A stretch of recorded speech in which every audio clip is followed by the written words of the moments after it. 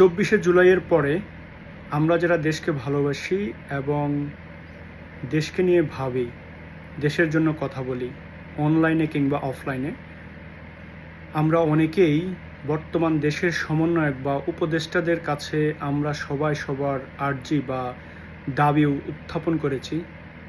অনেক দল, অনেক ব্যক্তি, তেমন আমিও একজন প্রবাসী হয়ে আমার দাবিটা আপনাদের কাছে আমি উত্থাপন করতেছি।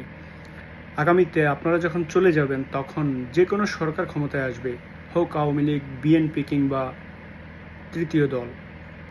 আমি যে জিনিসটা বলতে চাই, আওয়ামী লীগের যদি প্রেসিডেন্ট সরকারে আসে বা বিএনপির যদি প্রেসিডেন্ট সরকারে আসে, তাহলে সরকার প্রধান যে হবেন তিনি কিন্তু আর আওয়ামী লীগ বা বিএনপির প্রেসিডেন্ট থাকতে পারবে না।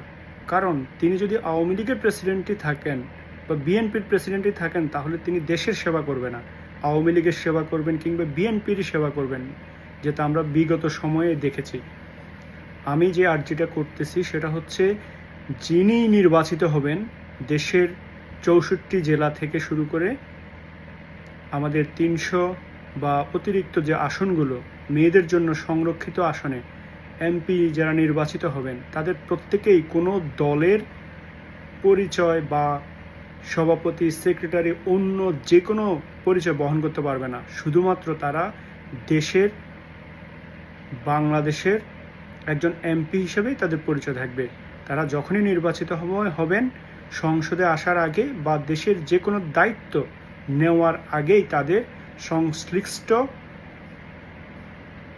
দলের যে পরিচয়টা থাকবে সেটা তাদেরকে পদত্যাগ করতে হবে স্বইচ্ছায়, এবং যতদিন তারা ক্ষমতায় থাকবেন ওই দলের কার্যক্রমের সাথে সংযুক্ত থাকতে পারবে না।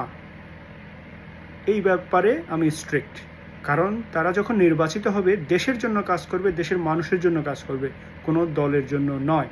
হ্যাঁ, থাকতে পারে দলের সাথে সম্পর্ক, সেটা নয় প্রত্যক্ষভাবে শুধুমাত্র তারা দেশের মানুষের জন্য কাজ করবে। সেখানে আওয়ামী লীগ, বিএনপি কিংবা জামাত ইসলাম যদি বলেন, বা তৃতীয় যে কোনো ব্যক্তির বা দলের সাথে তারা দলের মানুষের জন্য তারা কাজ করবে। এই আর্জিটি আমি আপনাদের সাথে শেয়ার করতেছি আমার পক্ষ থেকে।